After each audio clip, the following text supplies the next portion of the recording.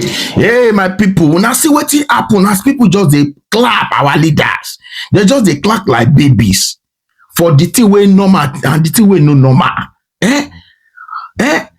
Inside book launch of former president Babangida, I listen to that thing, everything where they talk, they are listening. But you see the way people just they clap. As I they talk, people like say we never ready. People just they clap for something wey make sense and something wey no make sense. As I dey think about am, I can't come across the video where Dr. Shasakpoki do. Exactly wetin dey my mind. Dr. Shasakpoki just dey pour am out. Abeg, una need to listen to this man. Una listen to am because now is an old show wey sabi wetin dey. Na dem sabi wetin really happen that time. But when our leader at this stage see they clap for anything wey make sense and the one no make sense, that's to show us that hey, we get a long way to go. We get a long way to go as a country. Abeg, listen to am. Credit to Dr. Shasakpoki. Everything wey dey my mind as I dey think about am, na him I just see say him top on am. Abeg, listen, credit to him. Listen to this man. Abeg, we never ready with Naija. Babangida finally confirmed that MKO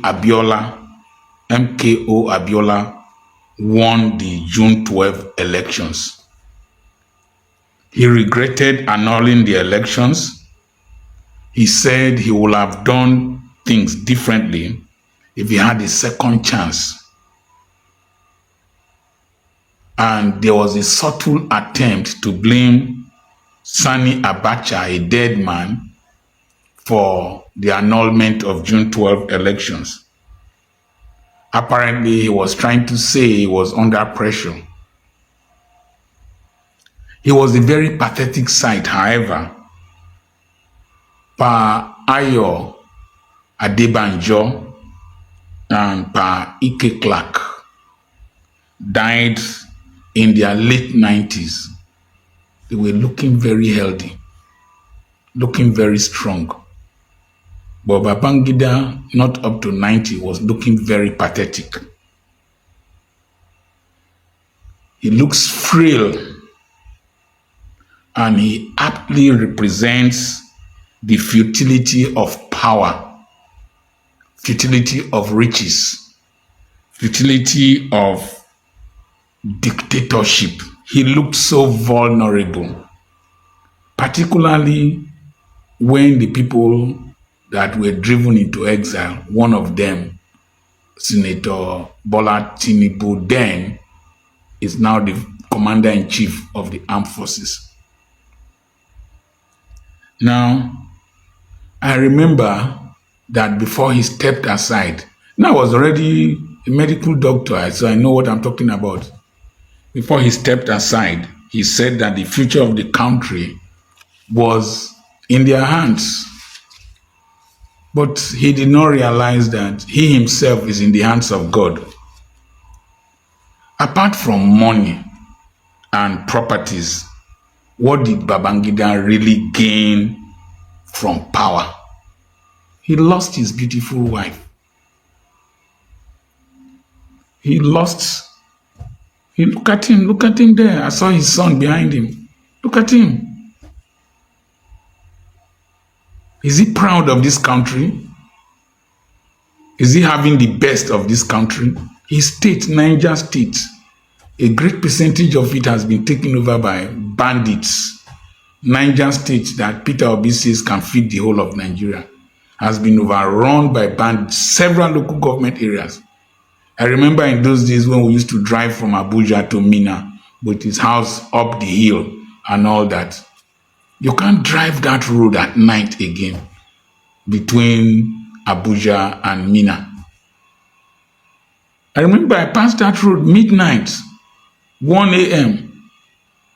Today, the country that he had an opportunity to give the right direction to is a shadow of itself. What did Babangida really gain from power? He executed some of his best friends, including Mama Vasta, that the whole world pleaded for. He cowardly nullified the fairest and most credible election in the history of this country. Cowardly. He had an opportunity to make history. He messed it up. Abiola was a very good friend of his, but he died in detention because of his mandate that he won. June 12 election that he won. I remember what it took us to vote that time.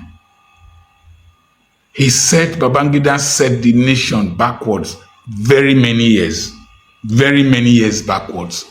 And some other people in that room where they were gathered helped to set us further backwards. And I know the lives that were lost during the June 12 protests. I know how many government properties were burnt during June 12 protests.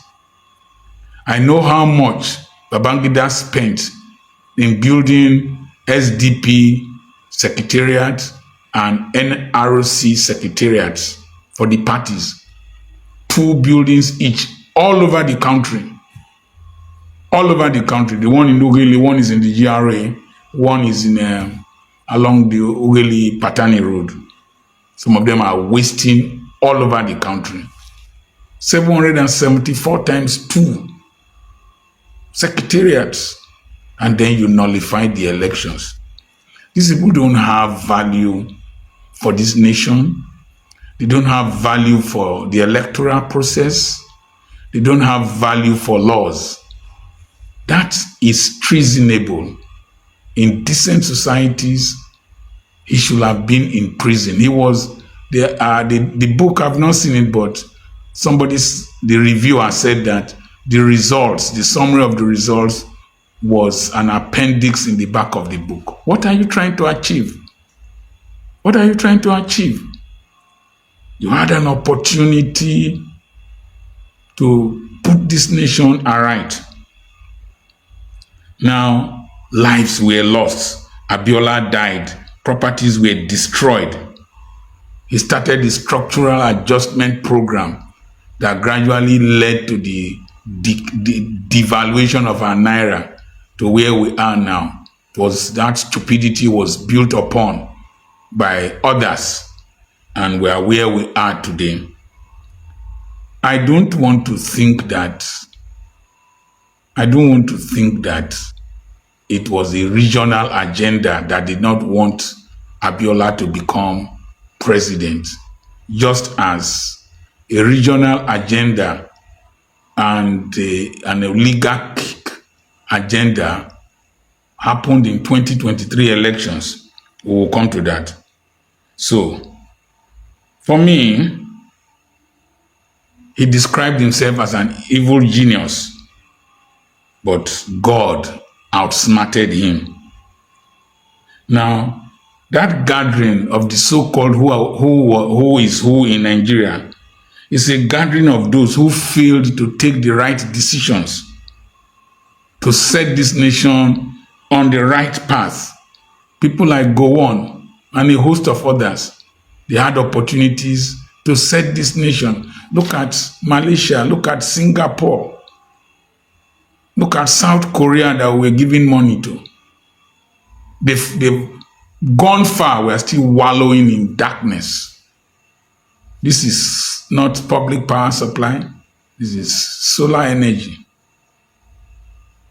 So we are still wallowing in darkness. Indicators of development very poor, and they sat down. When I talked about maggots and flies in one of the videos, I said they have no shame. Those people who gathered in that place have no shame. And it is so regrettable that when he said that he regretted annulling June 12 elections, that Abiola won the elections, when they clapped, it sounded like the wings of flies. You know, when you drive flies, you know, whoa. It was so nauseating, so annoying to see them clapping. What were they clapping for? Were they clapping for the death of Abiola? Were they clapping for the death of Kudirat? Were they clapping for the death the incarceration of Kokori, Frank Kokori, that died and was given a shabby burial? Or are they clapping over the grave of Pa Enahoro? Or are they clapping because of the Nigerians whose businesses were destroyed? Abiola family never recovered from that electoral mishap. Are they clapping because of Nadeco people that ran overseas? What were they clapping for? Nigerians have a very low sense of value. Their value system is very poor. That's why I don't attend meetings. That's why I don't belong to associations. I don't belong to associations. From pastors to my medical colleagues to tribal meetings to all kinds of meetings, people with very low IQ, very perverted sense of decency, of justice. What were they clapping for? Like as somebody rightly said, a host of them, they should have been in prison. They should have served prison terms. In fact, that book is supposed to be not to be supposed to be outlawed because you accepted criminality, you accepted evil. You see, that treasonable action, criminal and treasonable action, they were clapping. But you will just carry somebody who did a video, they will say is capable of inciting and breach of peace, and you will carry the person and lock him up and put a bail bond of 1 million, 10 million on his head. You can bring a civil servant that has a house in Abuja and this book now, is it not capable of causing a breach of the peace? What if the Yorubas started protesting that their son was unjustly jailed and killed in prison in an election that he won? They're clapping. People like me that you come after. I did a video that I don't respect any Nigerian that they wear masquerade, they wear masks, they are masquerades who can, like houseflies, who can eat excrement, who can dance on top of excrement, who can dance on top of carcass. We were dancing, they were clapping and rejoicing on the grave of Abiola, Kudirat, the wife, Kokori, Enahoro, and the death of democracy in this country. It is very offensive for those of you who are very young and those of you who are criminals and beneficiaries of the rot. You will come here and talk nonsense. I know some of you who are tribal and religious bigots who have no value for the good of this nation. You will come here and talk nonsense. You are a mumu. Mumu.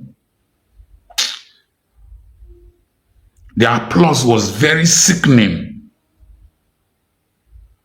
Knowing what Babangida took us through. I remember vividly. I used to import cars from Lagos then. I remember vividly the trouble that this nation went through. Oh, he took us through hell. Now, I was 34 years old then. I know what we went through. My pain is that some years from now, when death will be staring at some of them who were present there, and some of them who were responsible for setting us backwards, some of them who rigged the 2023 elections, 2023 elections. Yes, some of them who took bribe in the judiciary, some of them who carried ballot boxes, some of them who falsified results when death will be staring them at the face. They will also come and confess that the last elections, presidential elections, was won by Peter Obi. You change the rules. You change precedents. I've always said that those who benefited from this nation, who contributed to the rot of this nation, God will punish them. And we are seeing it. They will confess because time will judge them. Their consciences will haunt them to their graves. Those who refuse to confess to their criminality, to their injustice, and to their wickedness, they will never know peace. Never, never know peace. And they will stand before their God in judgment.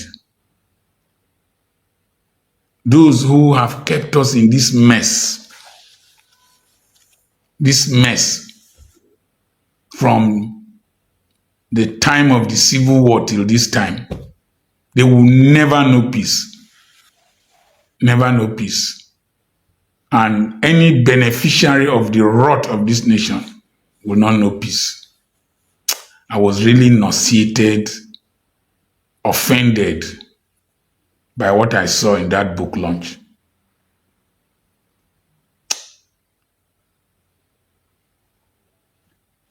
We're stating our points because our grandchildren will watch this video and they will know I was not part of the rot.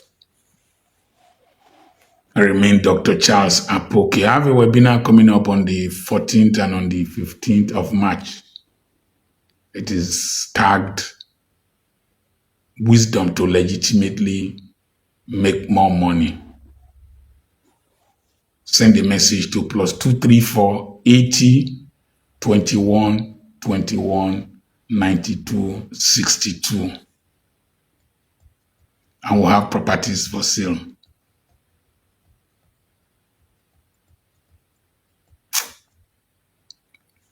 God bless you.